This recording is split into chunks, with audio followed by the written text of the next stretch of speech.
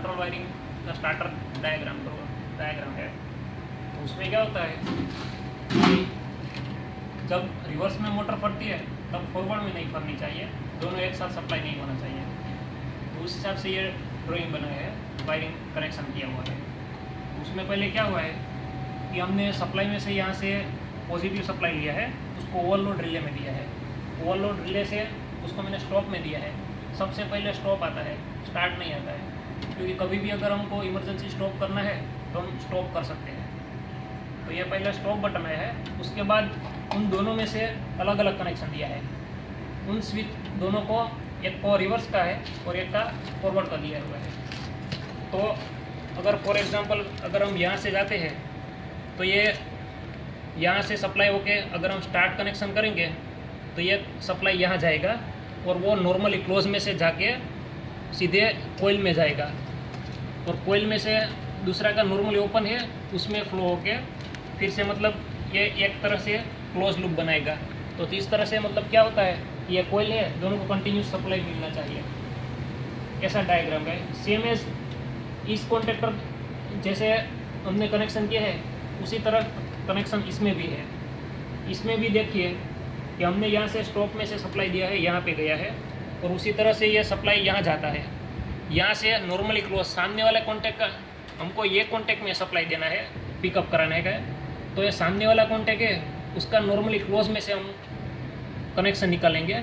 वहाँ से हम ये इसका कोयल है कॉन्टेक्टर का, वहाँ जाएगा, यहाँ से सप्लाई जाके यहाँ जाएगा।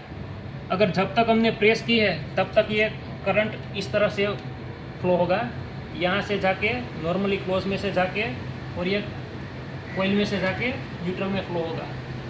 अगर जब हम छोड़ देंगे तो यहाँ से सप्लाई वो आगे नहीं जाएगा, क्योंकि यहाँ से कट हो गया सप्लाई।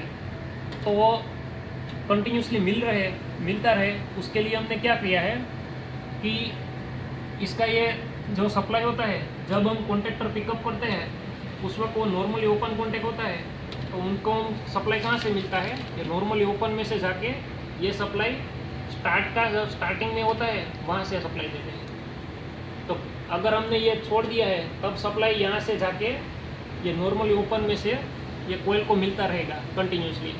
पहले हमने ये छोड़ दिया है। तो ये इस तरह से डायग्राम हो गया है। अब हम प्रैक्टिकल में दिखाएंगे किस तरह से होता है। ये हमने स्टार्ट किया है, स्टॉप है। अगर मैं ये प्रेस करता हूँ इन स्विच से तो एक ही कॉन्टेक्टर पिकअप होना चाहिए, दोनों एक साथ नहीं होना चाहिए। उस हिसाब से हमने वायरिंग कनेक्शन किया हुआ है। तो ये स्टार्ट कमांड देता हूँ, ये स्टार्ट दिया है, ये पिकअप हो गया कॉइल। उस तरह से अगर हमको ये फॉरवर्ड में स्टार्ट हो गई मोटर, अब हमको रिवर्स में स्टार्ट करना है तो पहले हमको स्टॉप बटन प्रेस करना पड़ेगा।